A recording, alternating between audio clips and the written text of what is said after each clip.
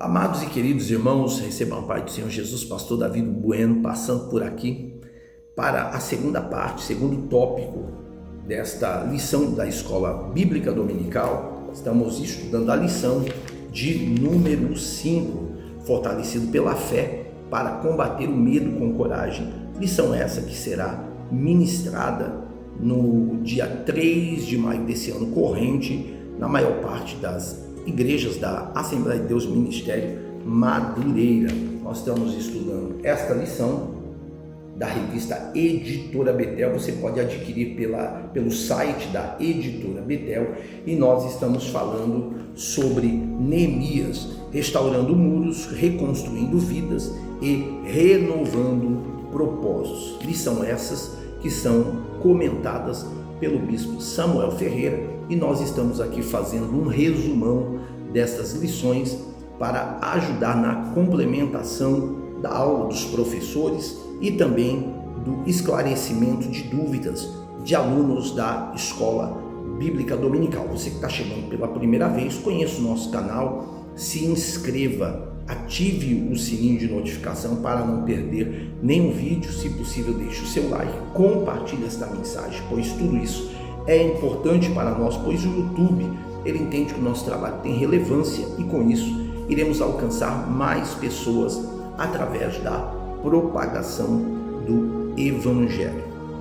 Vamos então, sem delongas, ao segundo tópico, que vai falar sobre uma arma do diabo contra o povo de Deus.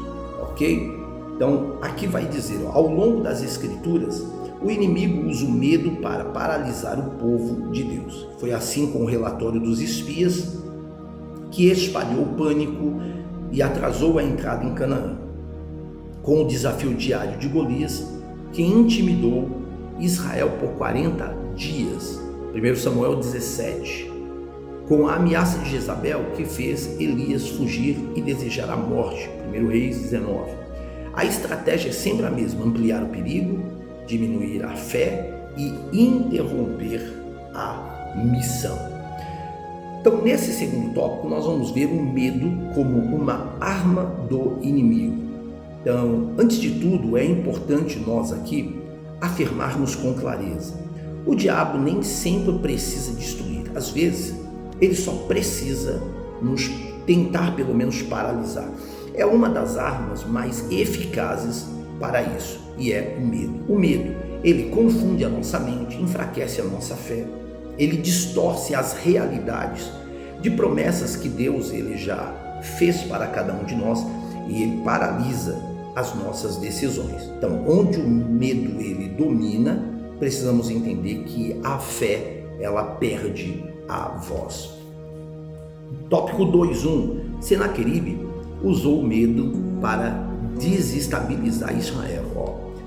Deus concedeu livramento a Israel no tempo do rei Ezequias. Senaqueribe, rei da Síria, tinha um exército imbatível com 185 mil soldados, ou seja, mais do que o suficiente para acabar com Jerusalém. Porém, em vez de atacar Israel diretamente, o rei da Síria primeiro enviou mensageiros para dizer aos israelitas para não confiar nem em Ezequias nem em Deus, porque as nações que eles dizimaram antes também confiaram em seus reis e deuses. Porque o inimigo agiu assim? Porque sabia que o medo seria uma arma eficaz para desestabilizar os oponentes antes da batalha. Senaqueribe queria os judeus em pânico, desesperados, brigando entre si e se rebelando contra seus líderes. Todavia, quando Ezequias buscou a face do Deus vivo de todo o coração, ele interveio e livrou o seu povo. O rei Senaqueribe, era o rei da Síria, e ele não atacou primeiro com espada, ele atacou primeiro com palavras.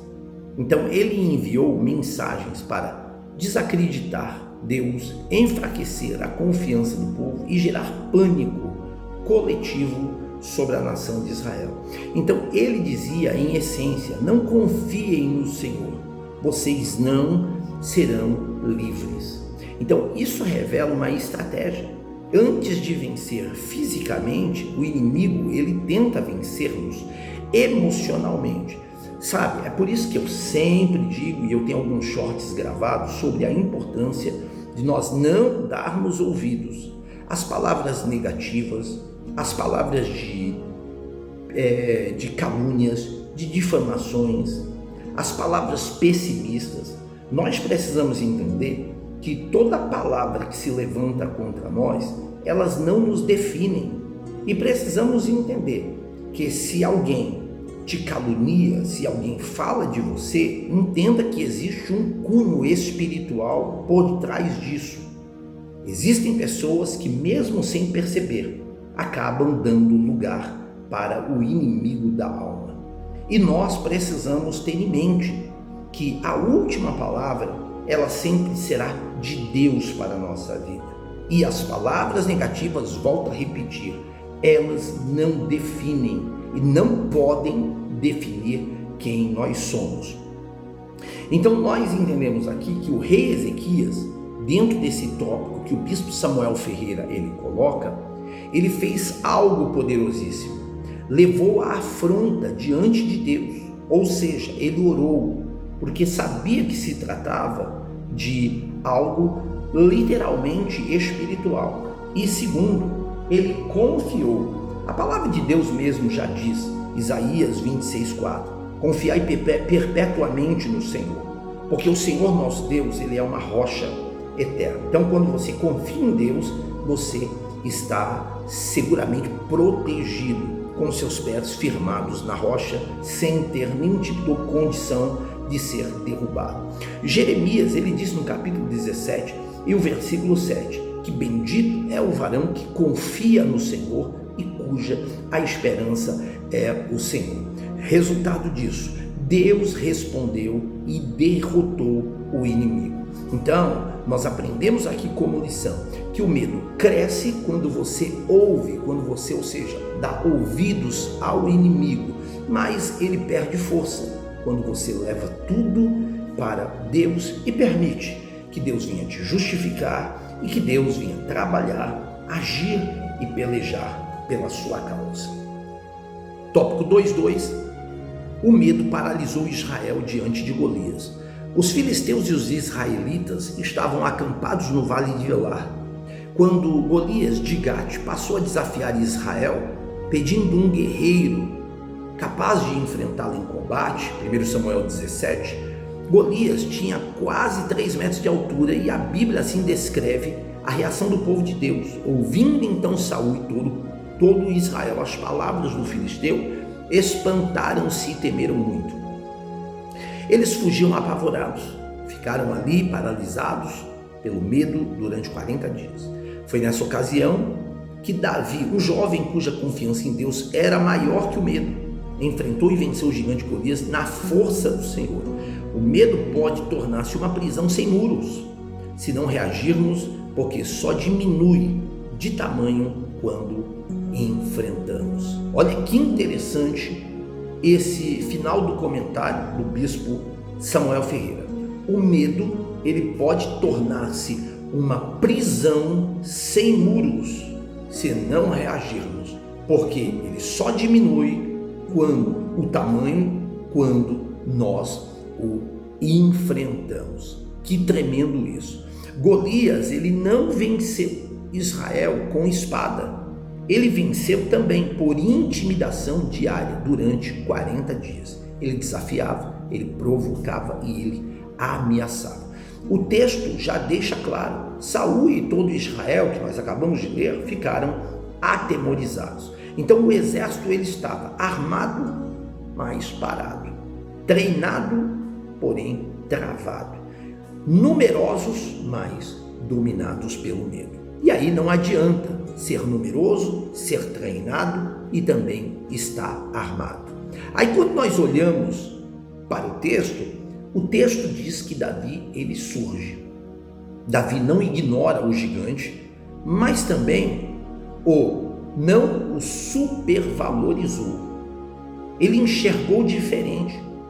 Israel aqui via um problema, Davi via uma oportunidade para Deus agir, não ele. Então o medo, ele faz você ver gigantes maiores, mas a fé faz você lembrar que Deus é maior, bem maior que qualquer gigante que você possa enfrentar. É por isso que eu sempre aconselho a dizer, quando você enfrentar um problema que é muito maior do que você não vai mostrar para Deus o tamanho do teu problema. Isso é uma atitude de lógica humana. Você vai tomar por base uma lógica espiritual impraticável aos olhos humanos. E você vai apresentar ao problema o tamanho do seu Deus. E você vai ver que Deus, ele agirá de uma forma extraordinária sobre a sua vida. No tópico 2.3, os apóstolos controlaram o medo.